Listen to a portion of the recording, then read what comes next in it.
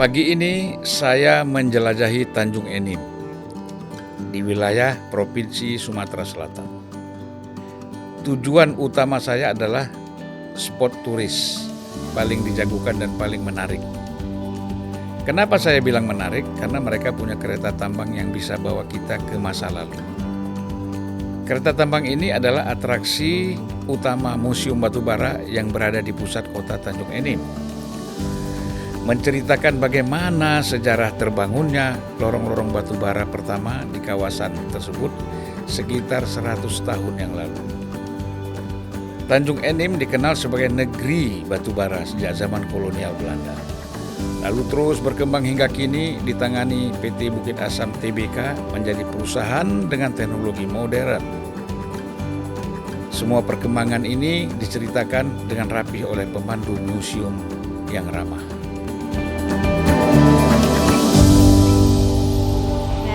Jenis batu baranya nih Pak, dari kualitas yang paling rendah ada pit sampai kualitasnya yang paling tinggi di belakang Bapaknya ada antrasit.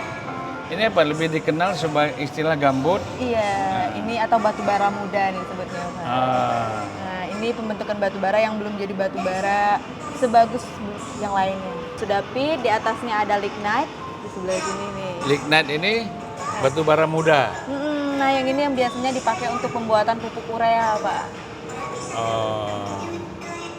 Nah, kalau yang paling banyak di Tanjung Enim ada dua, ada subbituminous sama bituminusnya di sebelah itu. Yang mana tuh? Ini? Iya, yang ini yang paling banyak di Tanjung Enim. Ini enggak? Kurang? Dua ini. Kalorinya berapa nih? Nah, ini kalorinya itu ada 73% sih Pak. Nah, yang ini udah kelas menengahnya. Nah, ini biasa dipakai untuk bahan bakar atau PLTU juga. Ini 80%? Iya, nah ini yang paling tingginya nih Pak, antrasit. 92%. Paling bagus. Paling mahal harganya ya? Paling mahal juga. Kalau ini berapa satu tonnya? Satu tonnya bisa berapa? $500.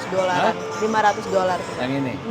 Nah, kalau yang di sini di kiri kanan Bapaknya ini manfaat-manfaat batu baranya.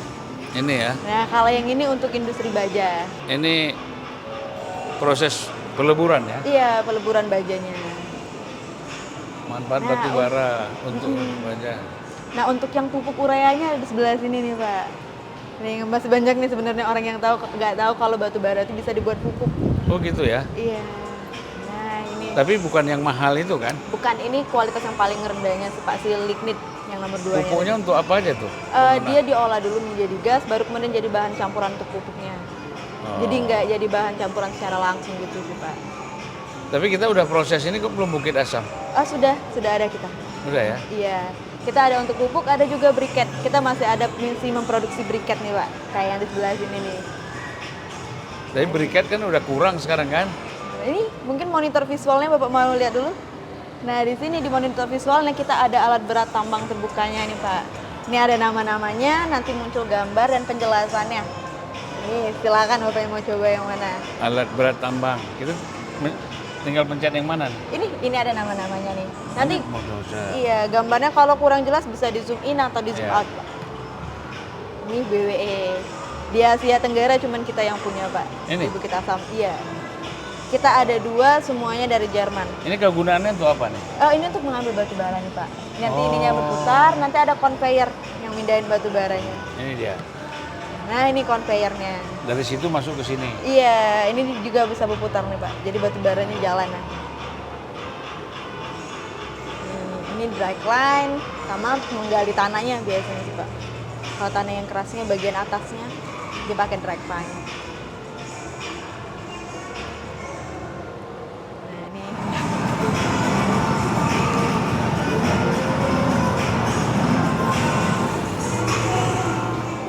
Nah, kalau ini area penyebaran batu baranya dari di dunia dan juga di Indonesianya, ini kita petanya aja sih Pak.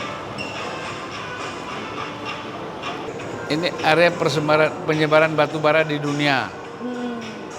Ya, Cina, Amerika, Indonesia, Australia, India, Rusia, Afrika Selatan, Jerman, Kazakhstan, dan Polandia. Iya. Nah, kalau yang ini peta penyebaran batu bara di Indonesianya. Dari Pulau Sumatera sampai dengan Pulau Papua. Mulai dari Aceh, Tapanuli Selatan, Tapanuli Utara, Tapanuli Tengah, Padang Lawas di Sumatera Utara. Kalau Sumatera Barat, Sawalunto. Sumatera Selatan tuh Lahat, Tanjung Inim. Ya. Ada dua, Pak. ya. Paling banyak Kalimantan ya. Iya, paling banyak juga. Barito, Kota Waringin, Kapuas, Sukamara, Gunung Mas, Lamandau, Katingan. Beberapa waktu yang lalu kita juga sempat kedatangan beberapa orang-orang dari Kalimantan untuk studi banding ke sini, Pak. Mereka katanya mau buat museum juga di sana. Dari mana? Kalimantan Barat. Nah, foto yang bangunan ini nih, Pak. Ini bangunan gedung museum yang sekarang. Hah? Ini bangunan gedung museum yang sekarang nih, Pak. Ini ya? Iya, ini dulunya kayak gini. Iya. Dari tahun 1925 sih kalau bangunan gedung ini, Pak. Di dalam. Oke, berangkat.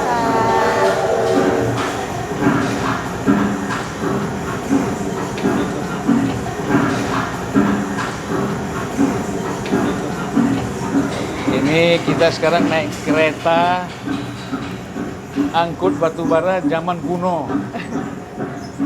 Kecepatannya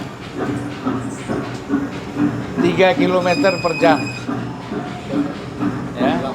Nah, kita ini melewati terowongan. Ada kayak hutan-hutan kecil. Menarik sekali. Ya.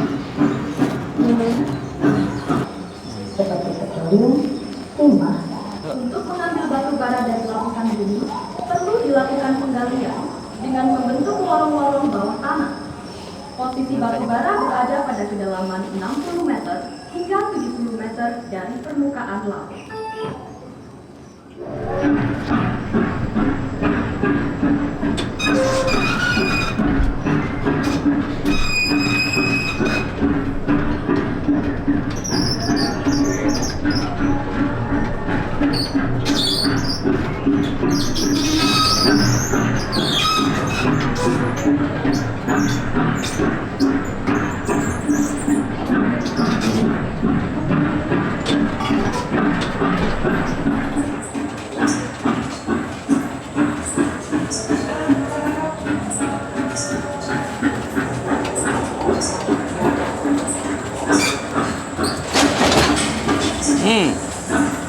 Wow, kita ini menuju turunan sekarang ya.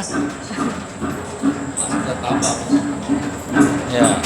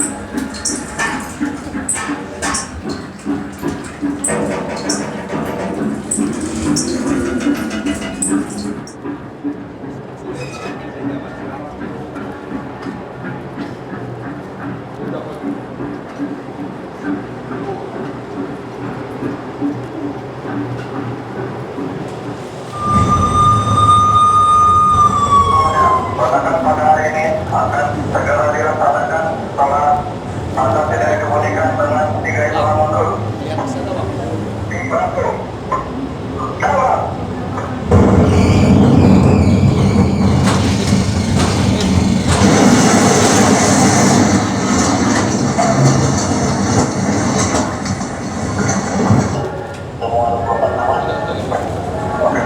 Kenapa digeser? Ceritanya kan ini dummy. Oh ya, Buat ini kompak baru. ini udah mulai masuk wilayah ini agak modern nih.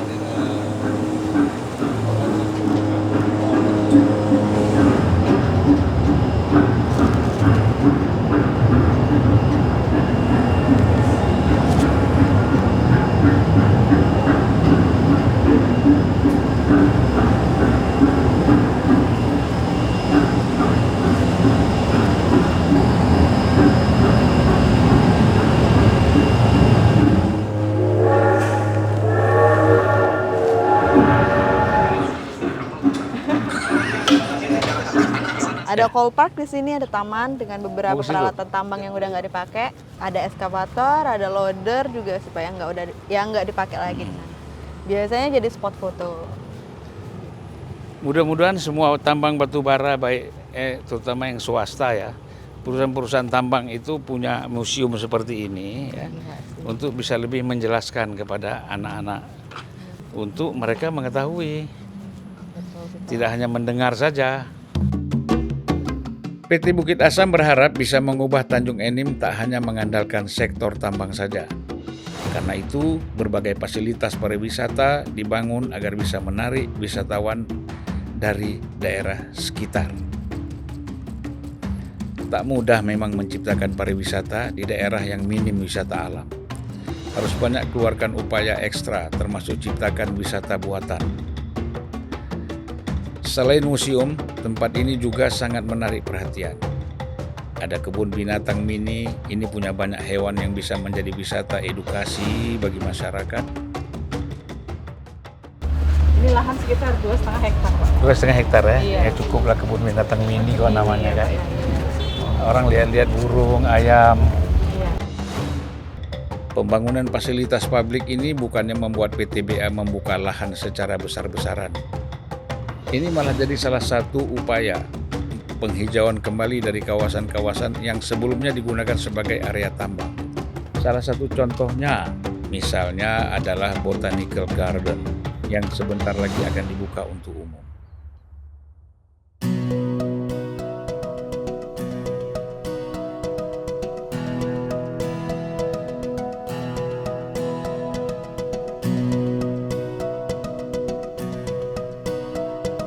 Kita ini sekarang berada di Botanical Garden.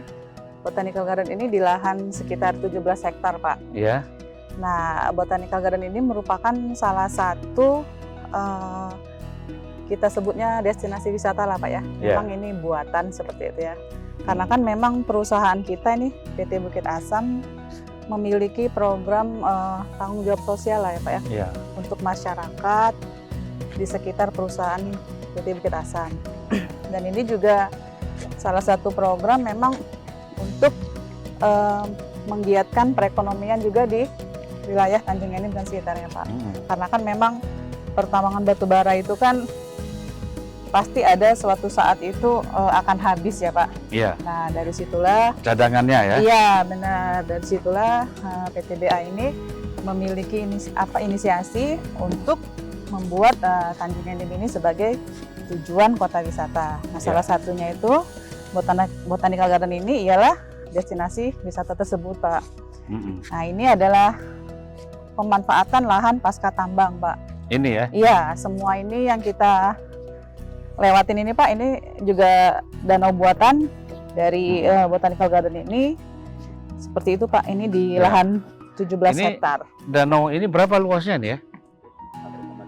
1,2. Oh, 1,2 hektar, Pak. Ya, 1,2 hektar ini bekas tambang tadinya. Iya, benar. Kemudian Daerah disposal terus kita dimanfaatkan sekarang untuk danau. danau. Ya, Salah satunya ini, Pak ya. salah satu. Nah, di Botanical Garden ini sendiri, Pak, konsepnya ini memang untuk keanekaragaman hayati ya, Pak ya. Ini terdiri dari ada beberapa bioregion, ada 8 bioregion, Iya. pulau-pulau terbesar di Indonesia. Mulai dari ada bioregion Sumatera, Kalimantan, Sulawesi, Maluku, Papua, ada Jawa Bali juga, Sunda Kecil, kemudian ada reklamasi. Nah, itu semua bioregion itu menciri khaskan juga ada tanaman ciri khasnya lah, Pak di sini. Iya. Jadi ini kita sekarang berada di jogging track ya, Iya, Pak. yang bisa dimanfaatkan oleh siapa saja Benar. selama tidak membuat kerusuhan kan gitu. Iya, benar. Untuk demo nggak boleh, ya kan? Iya, Tapi benar. untuk kesehatan, jalan kaki, naik sepeda, Iya, jogging, lari, maraton, ya di sini bisa ya Bu ya? bisa, Pak. Ya. Jadi gimana? Berapa panjang ini jogging track ini? Ini sih lumayan panjang ya, Pak, kalau kita mau hitung, karena ini juga sebagai penghubung antara bioregion satu ke bioregion yang lainnya, Pak. Jadi memang di sini diharapkan memang pengunjung itu harus apa ya, menikmati lah ya, menikmati Iya, wisata alam juga. Ya sekalian untuk olahraga lah, Pak, aktivitas olahraga. Jadi memang konsepnya ini adalah kayak hutan lah Pak ya. Ya, ini hutan, Iya. memang hutan sebenarnya. Iya sebenarnya. Dan untuk kesehatan sangat bagus kalau orang mau jogging di sini Iya. kan. Nah ini kan kalau berkunjung ke sini kita bisa juga menikmati danau ini ya Pak. Nah ini kan menelusuri danau, nanti bisa ke area cottage itu, Iya. seperti itu sih Pak. Ya. Ada cottage, berapa ini nih unit ini? Cottage ini ada 10 unit Pak, Ya. cuma memang ada tambahan 5, kita masih dalam pemesanan, Total 15. total 15. Nah, Di sini juga sebenarnya selain wisata untuk apa ya Pak ya, juga tadi bisa kesehatan segala macam, ini juga wisata edukasi ya Pak, ya. karena kan memang tiap-tiap bioregion itu ada bangunan edukasi Pak. Mm-mm. Nah, dilengkapi bangunan edukasi, nanti di situ menceritakanlah bahwa oh di Pulau Sumatera misalnya, ini tanaman endemik apa aja sih yang ada di situ, seperti itu Pak. Ya. Iya, baik tanaman endemik ini ataupun tanaman buah-buahan juga itu kita tanam di situ Pak. Seperti itu. Ya, jadi kita ini mengelilingi lahan seluas 17 hektar ini. Yang kiri kanan kita ini ada hutan ya. Iya benar Pak. Pohon-pohon ya Pak. Jadi memang sangat alami. Nah, Botanical Garden ini Pak ya, memang belum secara resmi dibuka buat umum ya. Cumanya memang udah beberapa kali pemanfaatan untuk internal perusahaan Pak. Ya. Event-event pernah diadakan itu untuk outbound karyawan baru PTBA, terus juga outbound para pejabat bintang 1 PTBA, terus juga ada kegiatan persami itu Pak, perkemahan Sabtu Minggu dalam rangka bulan K3 Nasional 2024 kemarin, sudah selesai sih Pak. Nah itu udah diadakan di sini Pak, SFRC juga udah diadakan di sini, tapi memang masih internal perusahaan. Ini Nah kita ini di kawasan cottage ini Pak. ini ya, Ya, ada 10 unit cottage, total 15. total 15. Kalau di area sini ada 5, ada 10. Nah, ini juga nantinya akan komersil ke depannya Pak, yang akan kita sewakan. Ya. Nah, Ini tempat apa nih, Mas? kalau ini daerah kawasan camping ground Pak. Oh, ini dia. Ya, camping ground ini nanti bisa, Campingnya disiapin dari sini kemahnya. ya nanti Atau mereka bawa sendiri? pengelola yang akan menyiapkan Pak, jadi juga komersil disewakan seperti itu Pak. Iya sebenarnya Pak, program kunjung ngirim kota wisata ini punya master plan-nya sendiri gitu ya Pak ya. Ya. Nah jadi sebenarnya ada beberapa destinasi wisata yang memang udah menjadi rencana kita untuk pembangunan infrastrukturnya. Ini salah satunya Botanical Garden ini. Kemudian nanti kan ada, memang mini zoo udah ada existing ya Pak, nanti kita akan revitalisasi gitu ya Pak, akan kita bikin lebih bagus lagi gitu. Iya. Ini sekarang juga lagi proses konstruksi. Kemudian ada water park Pak, water park yang di Kelawas itu juga sebenarnya udah beroperasi, cuma nanti akan kita kembangkan Pak. Ada water park tahap 2, kita bikin tambahin kolam arus gitu ya Pak ya. Kita perbesar lah Pak. Jadi worth it lah untuk masyarakat di luaran Tanjung Enim Pak, bisa yang dari Lahat gitu, yang agak jauhan gitu bisa kesini juga bisa menikmati. Kemudian juga dalam master plan itu ada juga agroforestry Pak. Agroforestry itu kayak gurun itulah ya, untuk peternakan sapi gitu-gitu nah Pak. Itu melibatkan CSR Pak. Nah itu juga di lahan yang lumayan besar ya Ki ya, di sekitar puluhan hektar lahan itu Pak. Cumanya memang saat ini belum kita realisasikan karena masih dipakai untuk disposal tambang Pak. Nah ini belum bisa kita eksekusi. Kemudian juga ada orchard park. Orchard park itu taman buah. Nah itu juga kita pemanfaatan embung-embung tambang itu loh. Nah itu kan apa namanya, air asam tambang itu Pak, nanti bisa diolah segala macam. Nah itulah untuk nanti yang menghidupi si taman buah tadi, kayak dibikin apa ya, antara kolam-kolam itu tengah-tengahnya itu ada pohon-pohon buah gitu nah Pak, beraneka ragam buah.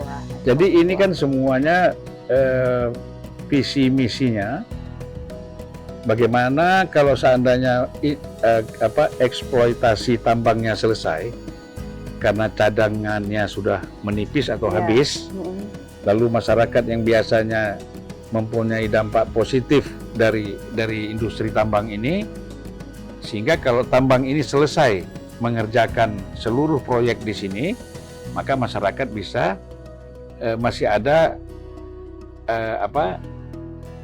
kehidupan yang layak, yang ya. terus mereka bisa kembangkan seperti daerah wisata, ya, kemudian bukan daerah-daerah lain juga jenis-jenis yang lain seperti buah, menizu dan lain itu kan memang kebutuhannya supaya masyarakat ini mendapatkan sesuatu.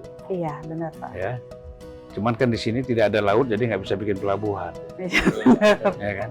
Gitu. Ya, rencana peresmiannya kapan? Sebenarnya Pak, kita kalau secara konstruksi kemarin kita ada sedikit peresmian lah Pak ya, bahwa konstruksi ini sebagian besar memang udah terbangun gitu kan. Pas di HUT kemarin, PTBA ke-43, kita sempat peresmian secara simbolis ini Botanical Garden. Nah mungkin ini kan, tapi target kita di 2024 ini Pak, karena kan memang kita harus berkoordinasi nih sama pengelola, yang mana pengelola itu kemungkinan besar akan dipegang oleh anak perusahaan PTBA sendiri, itu ada PT BMP Pak, Bukit Multi Property. Nah itu juga yang mengelola museum kita gitu ya, mengelola hotel Saka kita, pokoknya yang mengelola properti atau aset punya PTBA. Nah itu harapan kita sih memang di 2024 harus segera beroperasi ya Pak, biar juga masyarakat bisa menikmati. Karena kan di saat konstruksi ini aja Pak, banyak masyarakat yang udah kesini gitu loh Pak, penasaran gitu kan.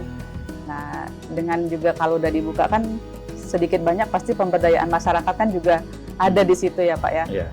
Dari sisi mungkin UMKM-nya gitu kan, terus juga tenaga kerja, bisa menyerap tenaga kerja gitu ya Pak. Nah kalau yang di depan itu juga salah satu untuk wahana daya tarik, bisa jadi ikonnya di sini Pak. Itu adalah replika kapal Sriwijaya. Nah di dalamnya itu nanti bisa masuk, pengunjung bisa masuk, bisa ngelihat histori kapal Sriwijaya itu kan sebagai kapal perang kita ya Pak ya. Nah itu seperti apa gitu. Bagus sekali ya. Ya mudah-mudahan bisa inilah Pak untuk Tanjung Enim.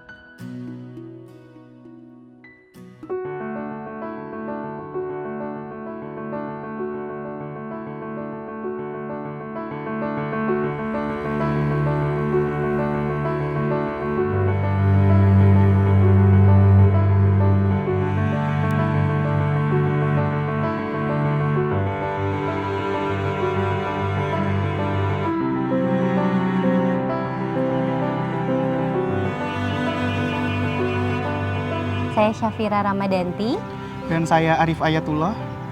Saya sendiri sebagai supervisor pembibitan yang biasanya melakukan kegiatan pengawasan terkait dengan kegiatan pembibitan yang ada di PT Bukit Asam Tbk.